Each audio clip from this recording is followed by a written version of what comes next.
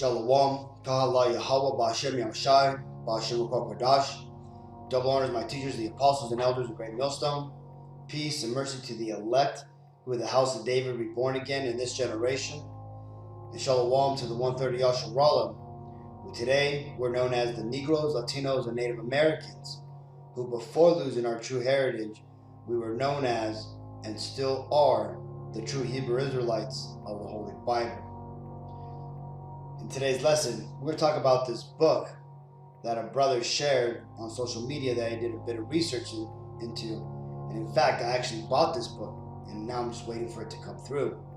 But I wanted to go ahead and cover a particular page in this book that highlights history which coincides with the Bible, that proves that the Latinos and the native Indians of native descent are in fact the lost 10 tribes of the tribe of Israel.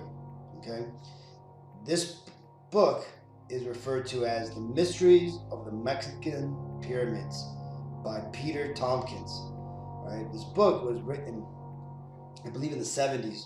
Now, when you read it, let's actually see what the New York Times says. The New York Times says it's a wonderful anecdotes and rich iode of information are made even more accessible by a great wealth of photographs and prints.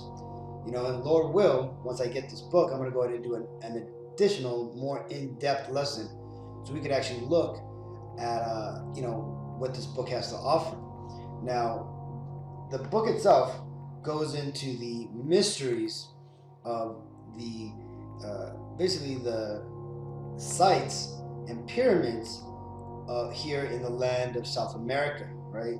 Now, the thing is the building techniques over here in South America are similar to those found not only in Egypt, but in other places of the world. Now, why is that? Well, a lot of these structures, predate us Israelites before we come over here, right? Remember, there was in the, I believe it's in 2 Kings, where it talks about King Solomon's navy, where he had the Hamites would come over here to the land of Ophir and basically get treasures, peacocks, gorillas, gold, and take it back to King Solomon, right? And that the round trip journey was 3 years, right? A year and a half here, a year and a half back. And you can see a lot of these Toltec faces, or the head statues, where there are these huge heads found here in South America. This covers a lot of the similarities that have to do with the buildings which the Israelites built, right? Not only when they were here in South America, but also in the land of Egypt when we were slaves there. Because you got to remember, when us Israelites got here in South America, there were things here, but the problem is that they weren't really, there weren't any humans that were over here, that were dwelling over here. Okay, we came to this land and it was basically empty, but there was remnants of structures here. Okay, and the structures were from far before us, right? There's even writings. Lord will, I'll find it, where a lot of the ancestors here in South America said that they simply were caretakers of those relics, right? But in doing so, we also, while we were here, we built pyramids, we built these mega cities, right? And in doing so, we basically replicated what we found here over in what we had done over in Egypt, okay? Because it tells you that the Israelites, that they built many treasured cities for Pharaoh, right? And all those techniques all passed down to the later generations, which again belonged unto us, the Israelites, including the northern tribe, being today known as the Latinos and the Native Indians.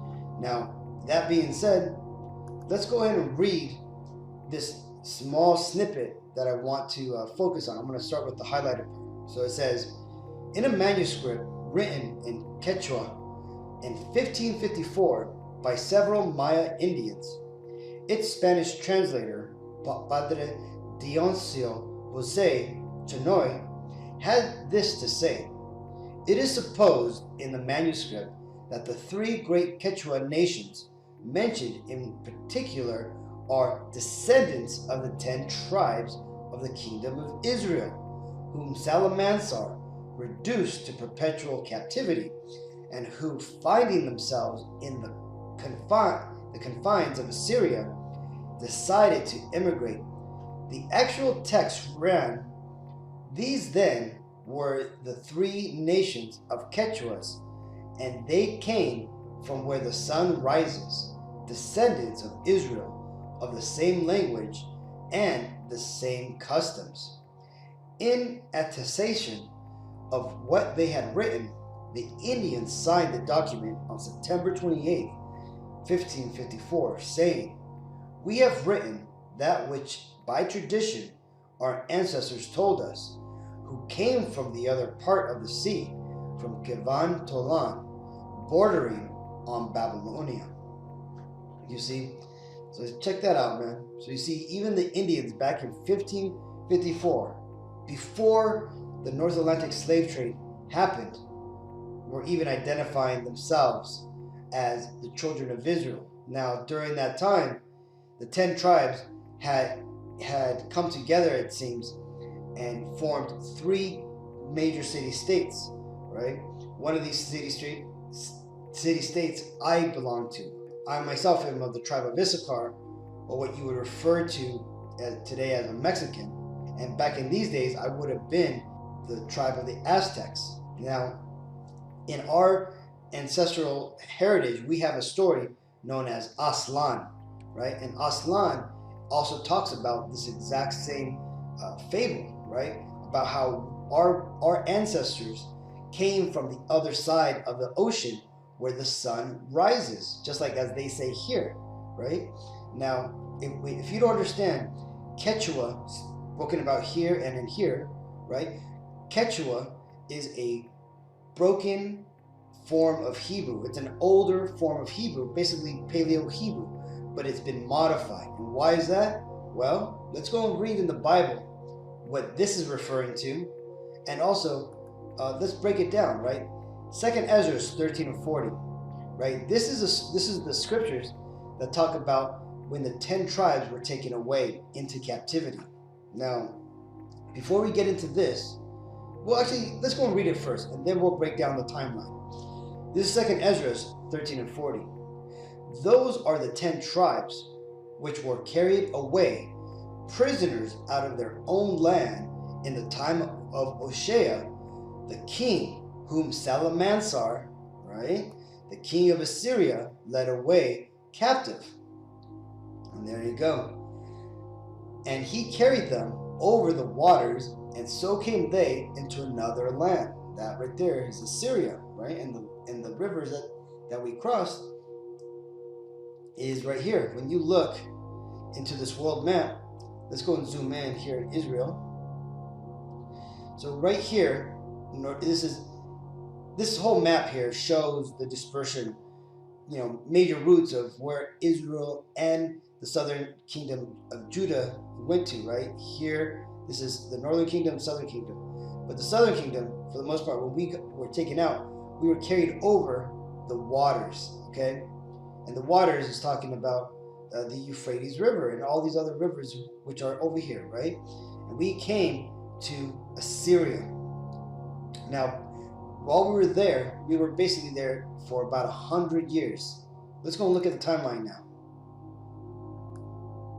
Right, so here's the biblical timeline, right? Let's zoom in to when the 10 tribes were carried away.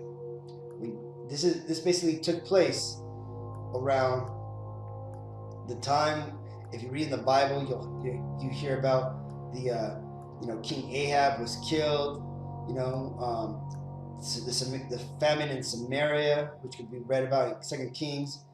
Joash in the southern kingdom was crowned, as a child in 2 Kings 11 and 12. You have a story about Judith, right, in Judith 3:14, when she killed basically the first force from Assyria that came to conquer us, right?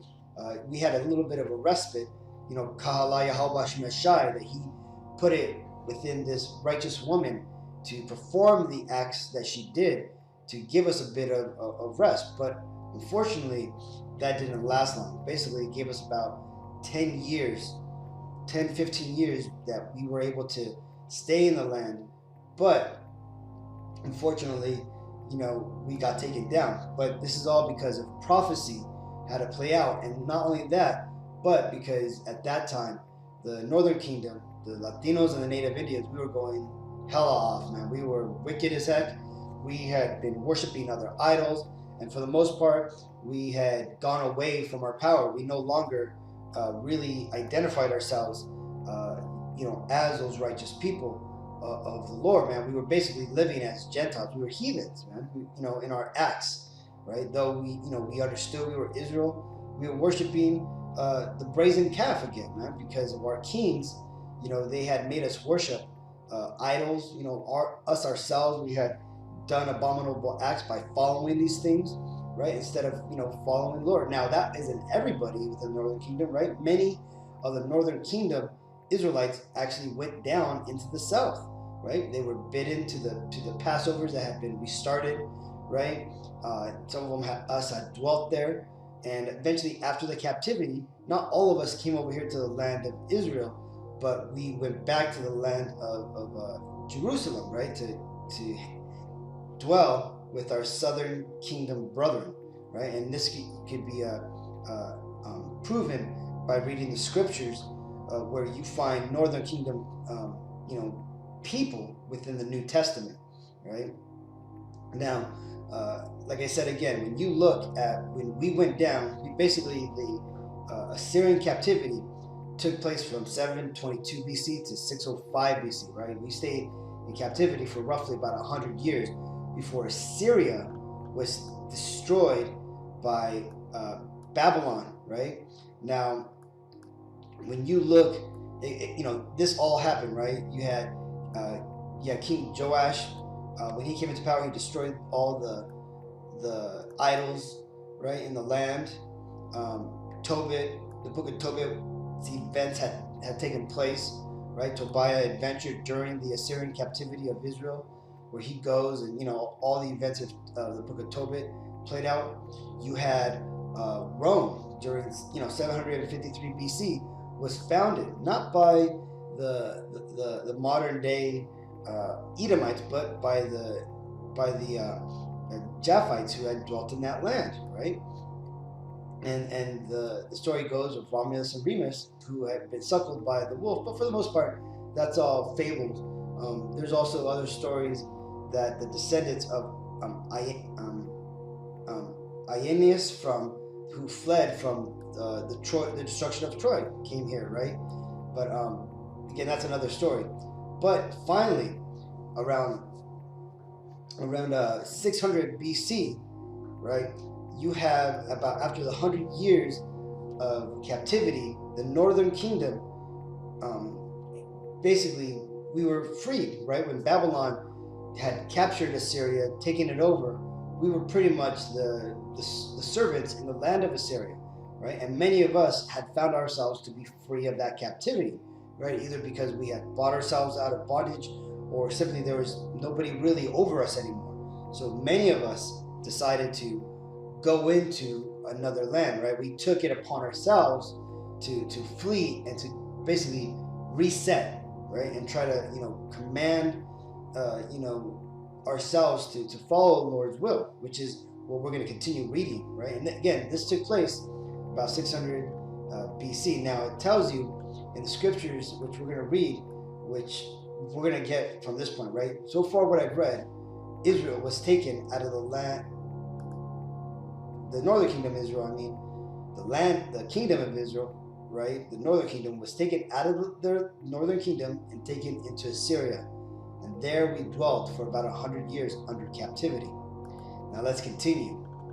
This is 2nd Ezra 13 and 41.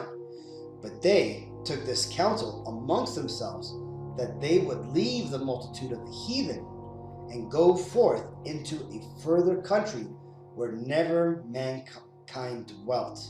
Right? Now this is a very important line, right? Because we need to understand that, where men were dwelling during this time, right? Where was the known world? Well, let's go ahead and take a look at a map from this time? Well, the closest map that we have of the known world comes close to about 200 years. In fact, this is from 430, so that would be about, 170 years after the fact, right? Because about 600 BC is when us Israelites came over here to the Americas. Now, when you understand that, you look at this map, which was written in 430 BC by Herodotus being the first technical historian of the world, right? He was an Edomite. When we look at, let's go back to the timeline, right? When we look at the timeline, right, you have the 10 tribes here, right? And at this time, basically all this knowledge of the seas and navigation was all basically a gift of God, right? And from this point on, right, civilization had gone through, right? You have all these events of the Bible. You got, Jonah and the whale. You have, Buddha was, the belief of Buddha was created. You had the Macedonians had come onto the scene, right, which is Edom basically being reborn there around the land of Agag. The Aegean Sea, excuse me. Then you had the vision of Zechariah and the 4 horsemen. You got the Spartan wars, the events of Queen Esther, Nehemiah rebuilt, and then you have what is secularly known as the end of the ancient history, right? Everything before this line is considered ancient history, right? This is why the Bible deals with predominantly ancient history. But in modern Western societies and the modern world, we are not pretty much taught this unless you study it on your own or you go into college grade history. And why is that? Well, because Edom, right, the so-called Caucasian race who is currently the rulers of the world, they, for the most part, only go back to their history, right? And their history starts by an Edomite named Herodotus, who basically, it tells you here, right? It says Herodotus, first ancient Greek historian, called the father of history, as he penned the book of the histories, which recorded the state of the known world from an Edomite perspective, right? Because you see, he was the first man who wrote down the events of what was going on in the world, not from the perspective of the victor or in the method as poems or music and stuff like that, as it was in other times. He just wrote it down like what we know today as historic events, right? From, people say it was unbiased, and when you read the book of the histories in college level courses, you understand that these events, right, they record the things that were going on during the time. Now, this man here, not only did he record these events, but he also made this map of the known world at that time. Now, this map basically captures the known world at that time. It captures the places where men dwelt, okay? Here you got, it tells you, it says Ammon, right? We know that this is the land of Israel here, right? You got Rome, right? You got all these different places here that are written, right?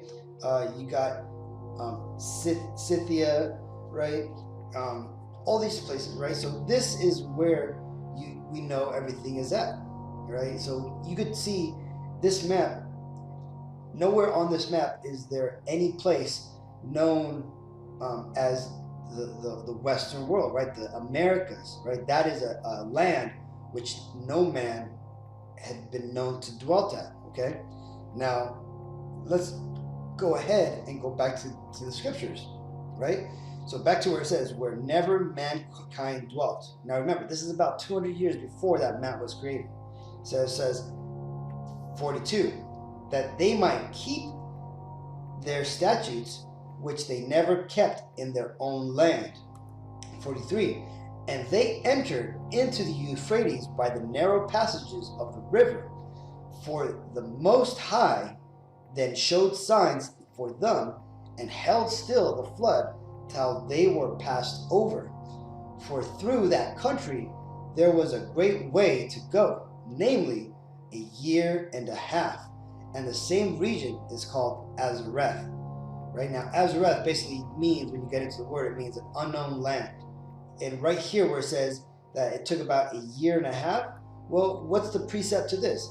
Well, it's that precept that tells you that it took 3 years for the navy of Solomon to go from the land of Ophir to go here and back. It took them 3 years. Well, for 1.5 years, this was a one-way trip here to the America, to the place where we knew our forefathers had gone to get riches, right? We understood that there were lands over there, right? So, before the Vikings, before, Christopher Columbus, we had come here to the Americas, right? And it was ultimately to get resources, but later on, around 600 BC, we came over here to dwell. And it says, continuing, then dwelt they there until the latter time, right? That's talking about right now. Us Latinos and Native Americans, we are dwelling here in the Americas till the latter time. We are now here in the end days. And now, when they shall begin to come, right? And they is talking about the southern kingdom, the so-called Negroes. And now, when they shall begin to come, the highest shall stay the springs of the stream again, that they may go through. Therefore sawest thou the multitude with peace. Right? So right here, the angel is telling Ezra about how not only is the northern kingdom, the Latinos and Native Americans, going to dwell here in the Americas till the latter time, but also that the Lord was going to bring the southern kingdom over here through the North American slave trade, man. And this is where, when you get into back to this world map, this blue line here represents how us northern kingdoms, we came down through the Euphrates, we went around the Horn of Africa, right? And when it says the Lord calm the seas, this is what he's talking about, man. Because when you understand here, this area here in the South Atlantic Ocean is known as Hurricane Alley, right? Most of the hurricanes originate in this area, right? From Africa to the Americas. Now, this is the area where not the Lord, he calmed the seas so that way we could pass through, but he also showed signs in the sky, which, if you understand the scriptures, you understand that us Israelites, so the modern day Mexicans, we were gifted with the ability to read the stars, understand the way of navigation, and to use those to navigate to get to the land of Azareth, right? Which is, again, is the land of Americas. And from there, we dispersed, okay? It tells you plainly that we started in South America, then we eventually went up north, right? And when you read the chronicles of the Indians and the South American natives, you can understand that there was great wars and division, like in this time when about 1554, as that passage said, man, that there was 3 great tribes, right? We had combined into 3 tribes, and ultimately there was warring amongst us, right? Now, when you get into there, ultimately Gad and Issachar and Zebulun, we went up north, right? The Issacharites dwelt here in Mexico. The Gadites came up here to America and to Canada, okay? And the other tribes basically stayed here in South America. Now, that being said, this is how we understand, and it has been revealed unto us, Kahalaya Habashim Ashai, first to our high priest who were reawoken, right? Starting with Abba Bivens during the 1960s, when he had woken up and he was given the revelation that the Latinos and the Native Americans were also Israelites, and that the Negroes, Latinos, and Native Americans themselves were the true Hebrew Israelites, right? And that they should not dwell amongst these so-called Jewish people, that the Amalekites, or what we would know today as the Israelis, and that they themselves were the imposters. Well, unfortunately, a lot of these, other schools or other people who you would know today as the black-only Hebrew Israelites, or the Old Testament-only Hebrew Israelites, or the Hebrew Israelites that speak Yiddish, those people still followed or stuck with the teachings of those people who stayed learning from our enemies, and they unfortunately passed on that false doctrine. Though the truth ultimately came and left with Abba Bivens, and it followed down to the One West schools, which today the mantle of leadership falls upon Apostle Tahar and the other apostles of Great Millstone on down. So basically, you're going to find the truth here at Great Millstone, right? We are the only other camp who's doing this not for money, not for fame, but for truth's sakes. Because again, we are the men who have read the Bible, who are actually just teaching our people what the Bible actually says, and to come back and who are we telling this to? Well, we're telling this to the people who the prophecies of the Bible fit, and that would be the Negroes, Latinos, and Native Americans, which you see listed here on this chart. The 12 tribes of Israel. We are the true Hebrew Israelites of the Holy Bible, and the Lord right now is calling to you, Negro, Latino, and Native Americans, and He wants you to come back to your true heritage. He doesn't want you to refer to yourself as Negroes, Latinos, and Native Americans. He wants you to refer to yourselves as the tribe of Judah, the tribe of Zebulun, the tribe of Gad, the tribe of Reuben, the tribe of Simeon, the tribe of Benjamin, the tribe of Ephraim, the tribe of Manasseh, the tribe of Asher, the tribe of Levi, the tribe of Naphtali, and the tribe of Issachar, right? And in whole, He wants you to refer to yourselves as the children of God, as the tribe of Israel, right? And why is that? Well, for prophecy's sake. First, let's go ahead and read Jeremiah 15 and 17. Israel, which is referring to the northern kingdom, is a scattered sheep. The lions have driven him away. First, the king of Assyria hath devoured him, and last, this Nebuchadnezzar, king of Babylon, hath broken his bones, right? This is talking about the southern kingdom, right? Because remember, first, the northern kingdom we were taken into captivity, and then about 100 years, let's see, so lucky. And roughly about 100 years, 150 years later, the southern kingdom went into slavery. And you can read about that in 2 Kings 25 and 21, right? The so-called Negroes went into captivity into Babylon. So that's what that's talking about. Tobit 13 and 3. So Tobit 13 and 3. Confess him before the Gentiles, ye children of Israel, for he hath scattered us amongst them.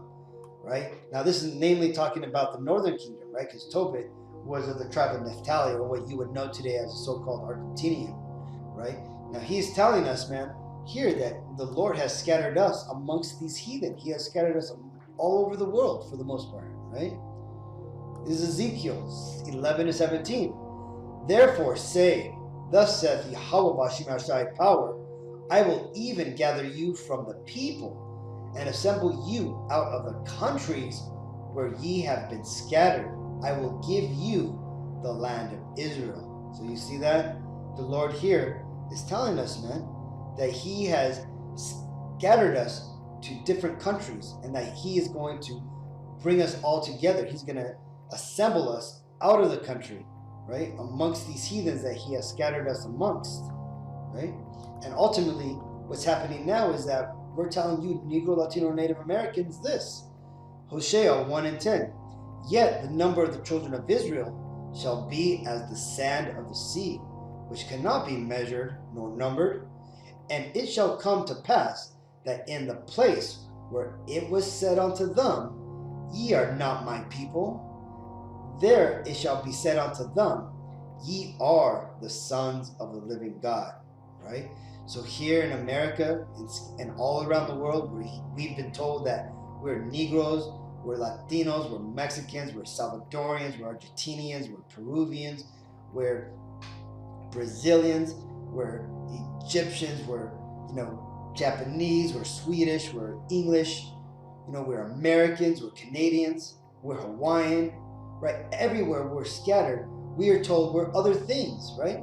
But heavens forbid we call ourselves the Israelites, or that we identify ourselves as the Hebrew Israelites, right? What happens? all hell breaks loose, man. We're called anti-Semitic. We're called the black Hebrew Israelites, right, to defame us, right? But no, man, we're telling you straight up, and the Lord is making a decree that ye are the sons of the living God. You Negro, Latino, and Native Americans, all you whose father's lineage goes back to that line, you are the literal Hebrew Israelites that the Bible is written by and for and to. So hopefully this video was edifying. Until the next time, I want to give all praises to Yahweh, Ba'Shem Yashayah, Ba'Shem Rakal Kodash, the honors my teachers, the apostles, and elders of Great Millstone. Peace and mercy to the elect. Shalom.